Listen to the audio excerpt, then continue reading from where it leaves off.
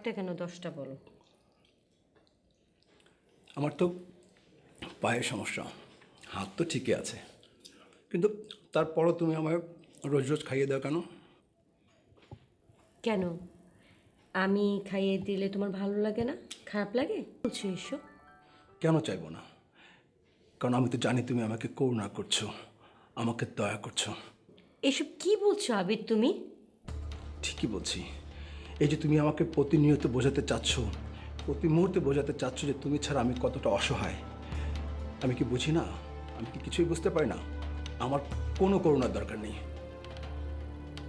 আবির, আমি তোমাকে কেন করুণা করব? আমি তোমার ওয়াইফ, আমি তোকে ভালোবাসি।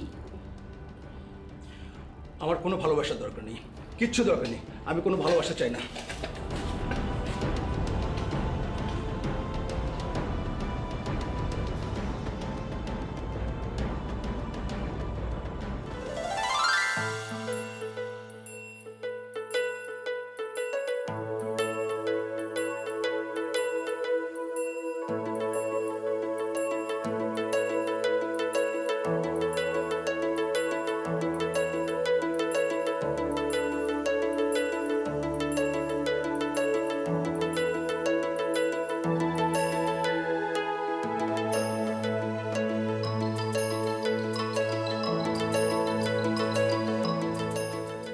মন কি খুব বেশি খারাপ? না। কেন? আমার তো দেখি সেরকমই মনে হচ্ছে। না না, মন খারাপ না কিন্তু। আশ্চর্য ব্যাপার, আমি দেখে স্পষ্ট বুঝতে পারছি যে আপনার মন খারাপ। আপনি কেন বলছেন যে আপনার মন খারাপ না? আপনাকেই কেন আগে আগে সব বুঝতে হবে? কারণ আমি দেখতে পাচ্ছি যে আপনার মনটা খারাপ।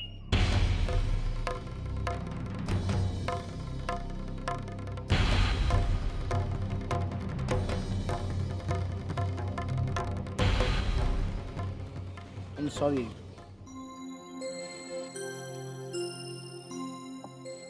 আবিদ সাহেব কেমন আছেন? ভালো।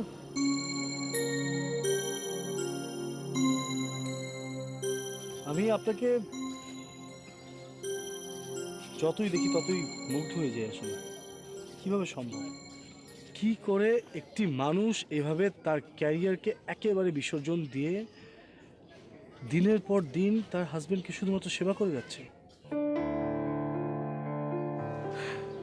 আচ্ছা, আপনার কি আপনার ক্যারিয়ার জন্য কষ্ট লাগে না? আফসোস হয় না? কিছু করার নেই। ভাবতেই পারি না এই যুগে এমন মানুষ আছে। আমার অবাক লাগে যে আমি শুনেছি আপনাদের অনেকেই নাকি কাজ পাওয়ার জন্য কত কিছু করে ফেলছে, কিন্তু সেখানটায় আপনি স্যাক্রিফাইস করছেন।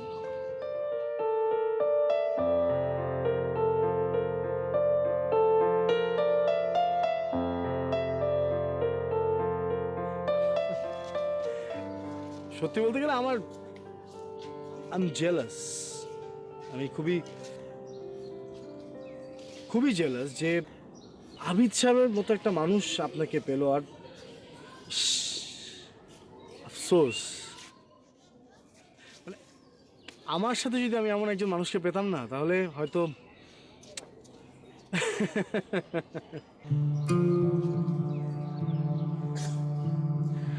আমার ফেরার সময় হলো, উঠি।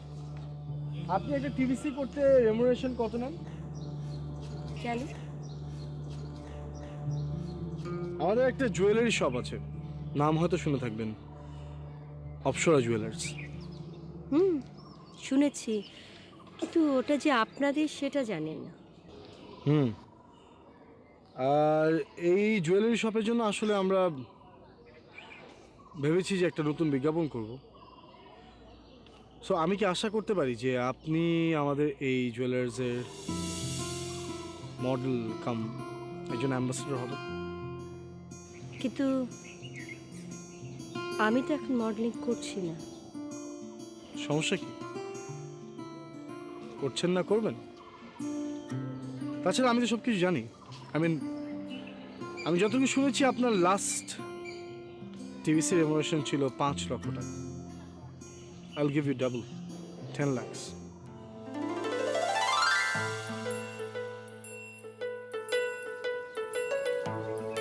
সিদ্ধান্ত কি এখনই জানাতে হবে? এখন জানাতে পারলে আমার জন্য একটু সুবিধা। আমি একটু সময় নিয়ে বলি। এসো, চলো।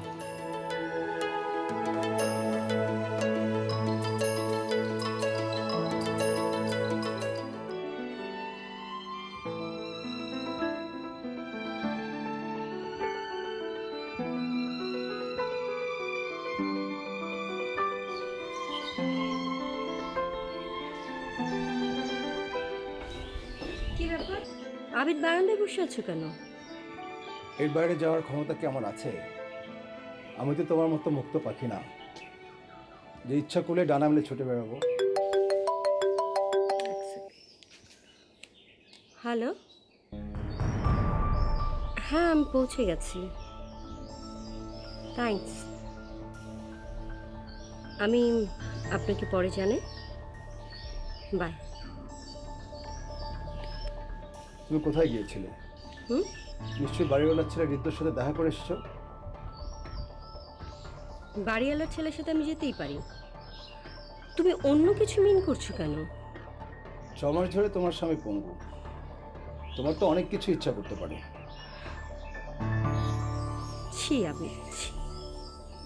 আমি এতদিন ভাবতাম পঙ্গুত্ব তোমার শারীরিক অসুবিধা, এখন দেখছি তোমার মনটাও পঙ্গু হয়ে বসে আছে। এভরিডে তুমি ছোটোখাটো বিষয় নিয়ে আমাকে কিছু না কিছু বলে থাকো। ছি, তোমার মনটা এতটা নিচে নেমে গেছে। অত ছিচি করো না তো, তোমার মতো মডেল মেয়েদের আমার চেনা আছে, রূপ পাল্টাতে যাদের দেরি লাগে না। আমার পঙ্গুত্বের সুযোগে আসছো আমাকে করুণা দেখাতে। দরকার নেই আমার তোমাকে, দরকার নেই। তুমি যেখান থেকে এসেছো সেখানে চলে যাও। যাবো? হ্যাঁ যাও। তোমার মতো নিচু মনের মানুষের সাথে আমি 1 সেকেন্ড আর থাকতে পারবো না। হ্যাঁ যাও।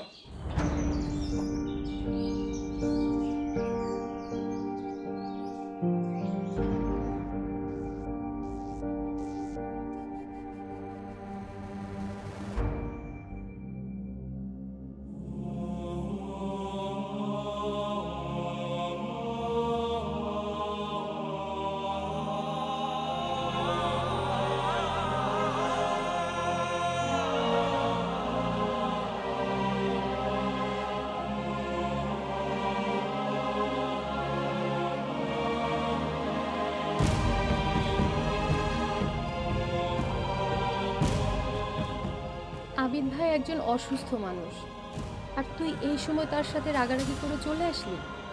তুই না সেদিন আমাকে বললি আর 3-4 মাস থেরাপিটা দিতে পারলে সে ভালো হয়ে যেতে পারে। আমি কি ইচ্ছে করে এসেছি? ইচ্ছে করে আসিসনি বুঝলাম, কিন্তু তোকে ছাড়া সে এখন কিভাবে থাকবে? আর তার থেরাপি বা কে দিয়ে দেবে? কেন, মকবুল আছে, ও দেখবে। মকবুল কি সব করতে পারবে? রান্না বাড়া খাওয়া কত কি। তোরা না ভালোবেসে বিয়ে করেছিলি? আবিদ ভাই সামান্য একজন ফটোগ্রাফার বলে তোর ফ্যামিলি তাকে মেনে নেয়নি। আসার আগে একবারও চিন্তা করলি না? ওকে বিয়ে করতে গিয়ে তুই তোর বাবা মা ভাই বোন পরিবার সবাইকে ফেলে রেখে চলে এসেছিলি, আর সেই আজ তুই আবিদ ভাইকে ছেড়ে চলে আসলি। আচ্ছা, বারবার আবিদ আবিদ কেন করছিস? ওকে ফাইন, আমাকে নিয়ে যদি তোর কোনো অসুবিধা হয় ওকে, আমি তোর বাসা থেকে চলে যাচ্ছি। কেন তুই বারবার আমার মেজাজটা খারাপ করছিস? আমি কি তাই বলেছি?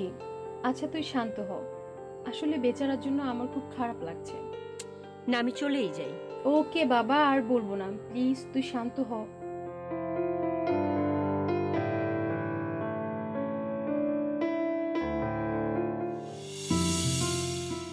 Excuse me.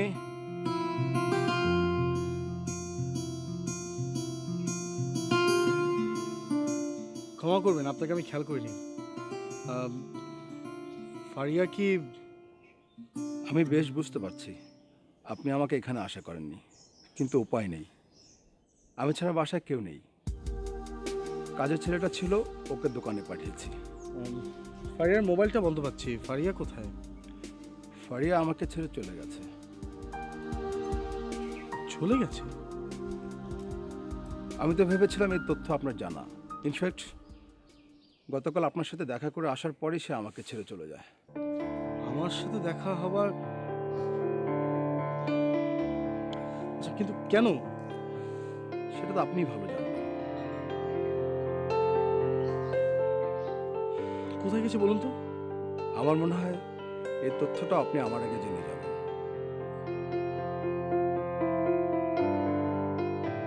আপনি কি আমাকে কিছু বলতে চান? না। কিন্তু আমি আপনাকে কিছু বলতে চাই।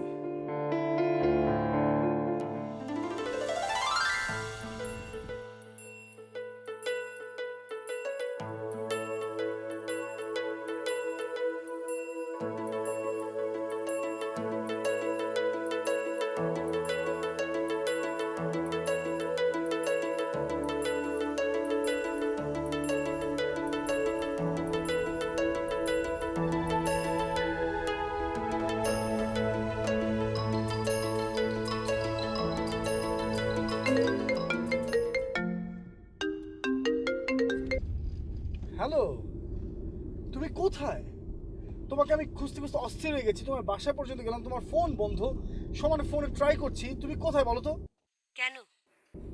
কারণ হচ্ছে আমি তো কন্ট্রোল পেপার সব কিছু রেডি এখন আমি অ্যাডভান্সটা নিয়ে তোমার বাসায় গেলাম and তোমাকে পাচ্ছি না।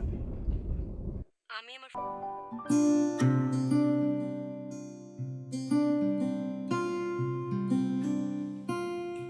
Alright. Thank you. This is your advance. Thank you.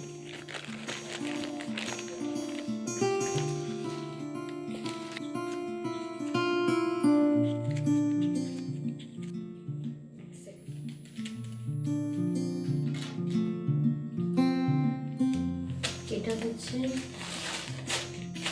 বাড়ি ভাড়ার টাকা, এটা রাখুন। আপনার বাড়ি ভাড়াটা 3 মাসের বাড়ি ভাড়া পেতেন, সেই টাকাটা। সেটা আপনি পরে দিলেও পারতেন। না না, ধরুন আগে।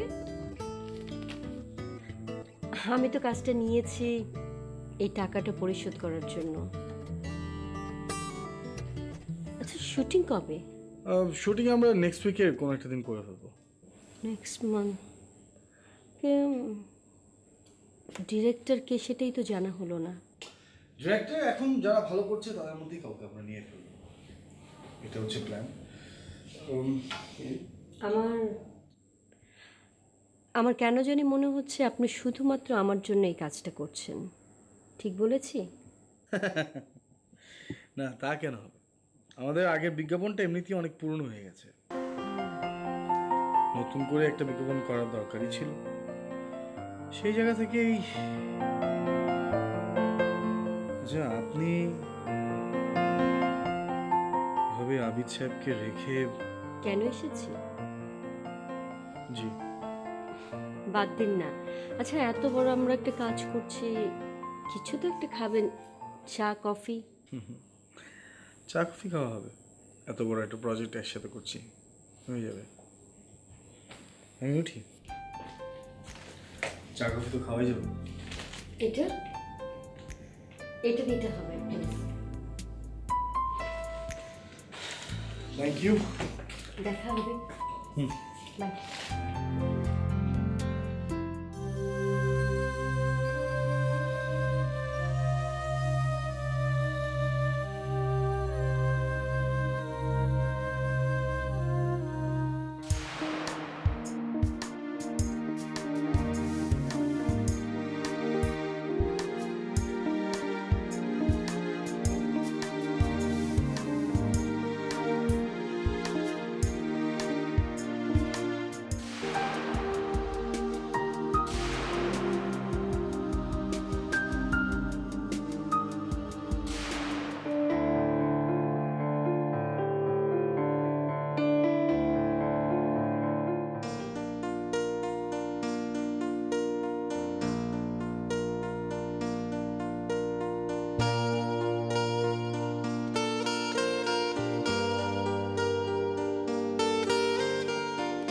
শুভ জন্মদিন।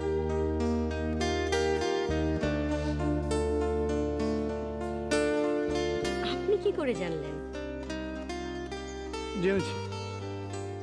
বলুন না, বলুন প্লিজ। তোমার পাসপোর্ট দেখে। ও দুঃখিত, আপনার পাসপোর্ট দেখে।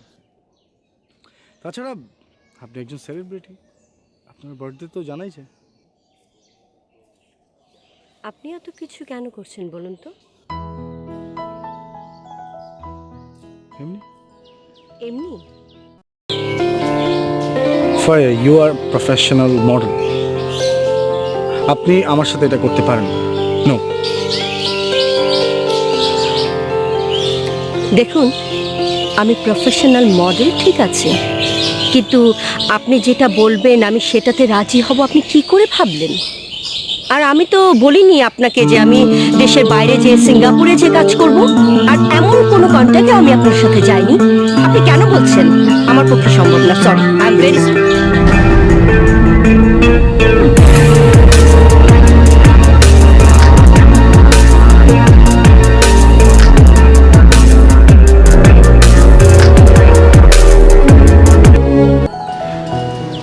না, তারপরেও বলুন কেন করছেন আপনি?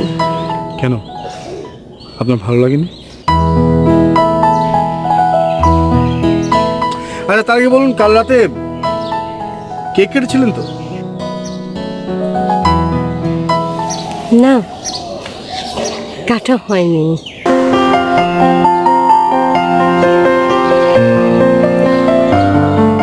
আমার পক্ষ থেকে ছোট্ট একটি উপহার, এই শেষের কবিতা, ভীষণ পছন্দের একটি কবিতা, আর একটি লাল গোলাপ। থ্যাঙ্কস। শুধু থ্যাঙ্কস বললেই হবে না, আপনাকে ওই বোটে করে আজকের এই চমৎকার দিনটিতে আমার সাথে ঘুরে বেড়াতে হবে, তাহলে বোঝা যাবে যে আপনি আমার উপহার গ্রহণ করেছেন।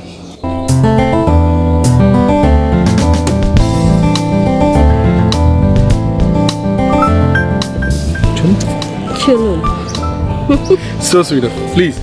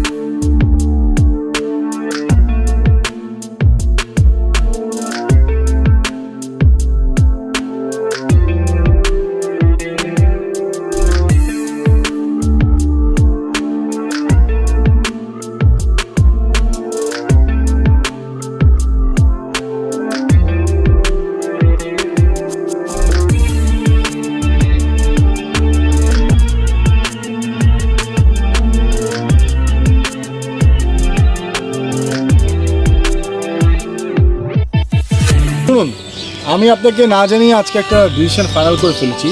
আমার বিশ্বাস যে আপনি এতে অমত করবেন। কি ডিসিশন?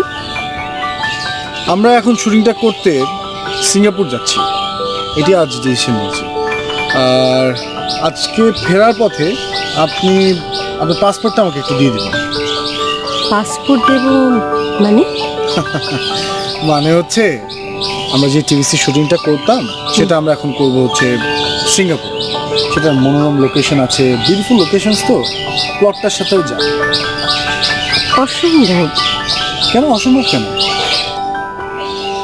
আমি আপনাকে বলেছিলাম আমি ঢাকার বাইরে কাজ করতে পারবো না। এখন আপনি বলছেন দেশের বাইরে যেয়ে কাজ করতে হবে। সরি, আমার পক্ষে সম্ভব না। আরিয়া, সেটা তো সিচুয়েশনটা ডিফারেন্ট ছিল, এখন তো সিচুয়েশন একেবারে ভিন্ন।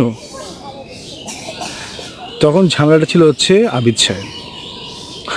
আপনি তো এখন আবিদ সাহেবকে ছেড়ে তার বাসা থেকেই চলে এসেছেন, প্রবলেম কোথায়?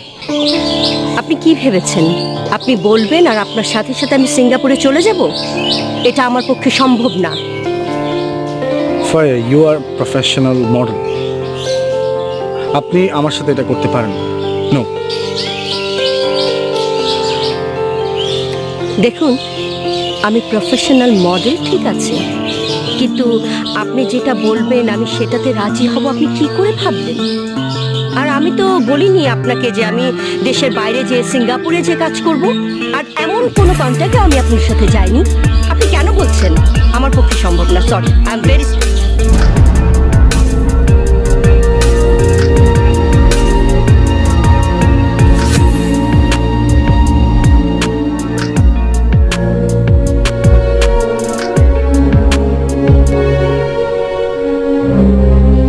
Faria, listen to me. আমি চাই তুমি কাজ করো, স্টার্ট আ নিউ লাইফ। পেছনে ফেরার আর কিছু নেই, পেছনে আর কিচ্ছু নেই তোমার জন্য। You are damn good model. আর তুমি জানো না যে আমি তোমাকে কতটা পছন্দ কি আমি তোমাকে কতটা ভালোবাসি তুমি হয়তো জানো না। ভীষণ ভালোবাসি ফারিয়া। আর চাই যে তুমি যেটা তোমার ভালো লাগে, যেটা তোমার ভালোবাসি, যেটা তোমার প্যাশন, সেটা নিয়ে তুমি ব্যস্ত থাকো। আর সেটার জন্য যা করা দরকার আমি করব, আমি তোমার পাশে থাকবো, because I love you. Faria, ভালোবেসে ফেলেছি। ফারিয়া, ফারিয়া, ডোন্ট, ফারিয়া, ফারিয়া।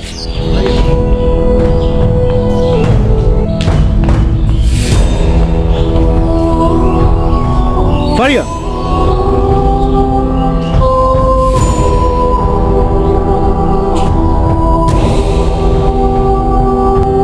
দেখ, আমি বিষয়টা আগে থেকে টের পেয়েছিলাম, কিন্তু তুই কি ভাববি এজন্য আমি তোকে বলিনি।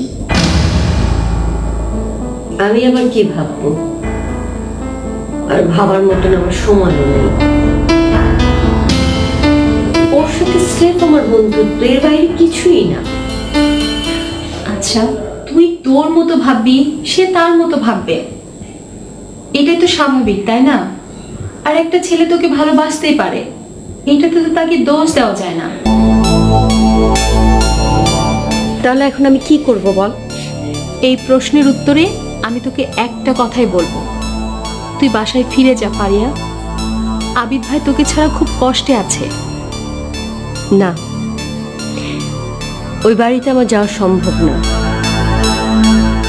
এই 6টা মাস আমি কি না করেছি ওর জন্য, অথচ সামান্য একটা ব্যাপার নিয়ে আবিদ আমাকে ভুল বুঝেছে। সে তোকে ভুল বুঝেনি, ভুল বুঝেছিস তুই। কোনটা অভিনয় আর কোনটা অভিমান তুই বুঝিসনি। মানেটা খুব সোজা। আবিদ ভাই তোকে প্রচণ্ড ভালোবাসে, তুই তার জন্য একের পর এক কন্ট্রাক্টগুলো মিস করছিস, কাজ করতে পারছিস না। আর এটা আবিদ ভাই মেনে নিতে পারেনি, তাই সে ইচ্ছে করে তোকে কষ্টগুলো দিয়েছে যাতে তুই তাকে ছেড়ে চলে আসিস এবং আবার কাজগুলো করতে পারিস। কি বলছিস সেগুলো? সত্যি কথা বলছি, তুই ফিরে যা ফারিয়া। আবিদ ভাই তোকে অনেক ভালোবাসে, আবিদ ভাই তোকে ছাড়া বাঁচবে না।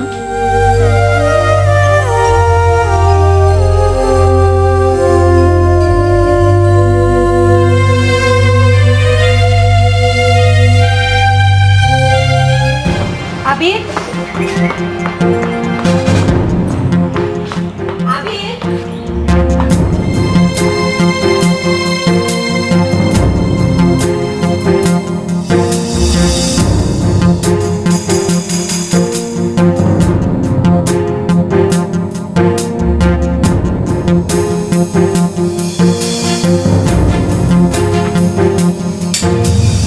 দারুণ চাচা। স্যার, স্যার কোথায়? আচ্ছা, জানো তুমি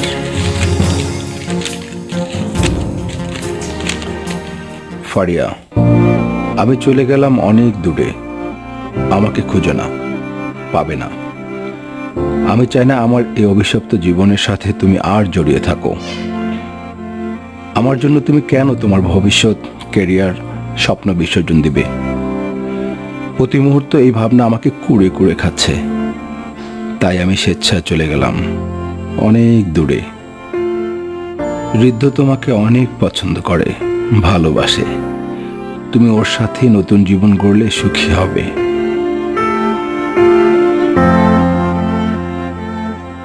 হয়তো সেই তোমার উপযুক্ত। ডিভোর্স লেটারটা পাঠিয়ে দেব, তুমি স্বাক্ষর করে নিলেই হবে। আমি জানি, তার সাথে আমার একদিন কথা হয়েছিল। কবে? ফারিয়া উচ্চবিত্ত বাবা মায়ের একমাত্র সন্তান। আমাকে বিয়ে করার কারণে ও পরিবার থেকে বিচ্ছিন্ন। বলতে পারেন ওর বাবা মা ওকে ত্যায্য করে দিয়েছে। আর তাছাড়া ও খুব জেদি মেয়ে। ও কোনো চেষ্টাই করেনি ওর বাবা মার সাথে যোগাযোগ করার। এক কথা, ও যাবেও না, যোগাযোগ করবেও না।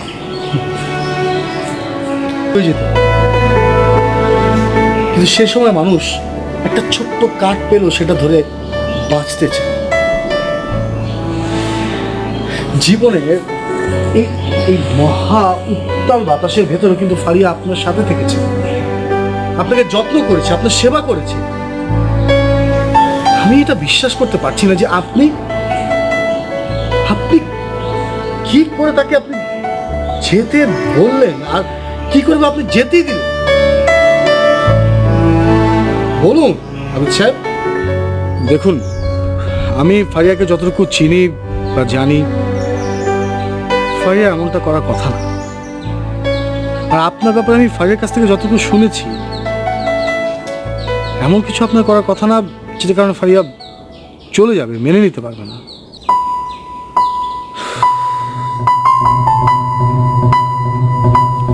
আবিদ সাহেব, আমি আপনাদের একজন শুভাকাঙ্ক্ষী। সেই হিসাবে বলছি, আপনাদের ভিতরে কি হয়েছে সেটা সত্য ঘটনাটা জানার অধিকার আমার আছে। প্লিজ আমাকে বলুন। আপনারা সবাই আপনাদের যার যার অধিকার খোঁজেন। আমার তো কোনো অধিকার নেই, আমার কোনো কষ্টও নেই, তাই না? এই হুইল চেয়ারে বন্দি জীবন বলে আমাকে সবাই আপনারা জড় পদার্থ ভেবে বসছেন। আবিদ সাহেব, আপনাকে উত্তেজিত দেখে ভালো লাগছে, কিন্তু তাহলে ফারিয়া কেন চলে গেল? ওকে যেতে দিলেন কেন? ওর এতদিনের গোছানো সংসার, যেটা সে এত বছর যাবৎ গুছিয়েছে, আপনাকে সেবা করেছে, তাকে কেন চলে যেতে হলো? আরে আমি এটা তো করেছি, এটা করেছি ওর ভালোর জন্য করেছি, ওর ভালোর জন্য। আজ 6 মাস ধরে ও ঘরে বসা, আমার জন্য একটার পর একটা কন্ট্যাক্ট ব্রেক করছে। কিন্তু তাহলে ফারিয়া কেন চলে গেল? ওকে যেতে দিলেন কেন? ওর এতদিনের গোছানো সংসার, যেটা সে এত বছর যাবৎ গুছিয়েছে, আপনাকে সেবা করেছে, তাকে কেন চলে যেতে হলো? আরে আমি এটা তো করেছি, এটা করেছি ওর ভালোর জন্য করেছি, ওর ভালোর জন্য। আজ 6 মাস ধরে ও ঘরে বসা, আমার জন্য একটার পর একটা কন্ট্যাক্ট ব্রেক করছে। একদিকে যেমন কন্ট্যাক্ট ব্রেক করছে, অন্যদিকে বাড়ি ভাড়াও জমে গেছে 3 মাস। আমার চিকিৎসার জন্য আত্মীয়স্বজনের কাছে হাত পাততে হচ্ছে। আর এই সাজানো সংসারের কথা বললেন না, আমি কঠিন না হলে ওর জীবন আরো কঠিন হয়ে পড়তো। আর আমি তো এটা মেনে নিতে পারি না। মানে আপনি ইচ্ছে করে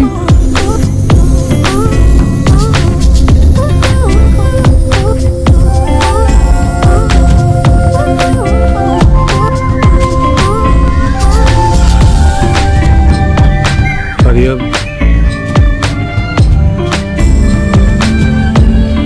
তোমার জীবন তোমারই ভাব,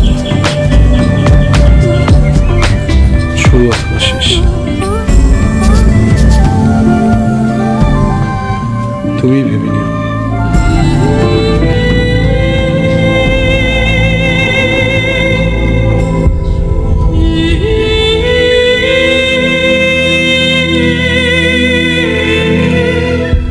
হাসি, তুমি ভেবে নিও।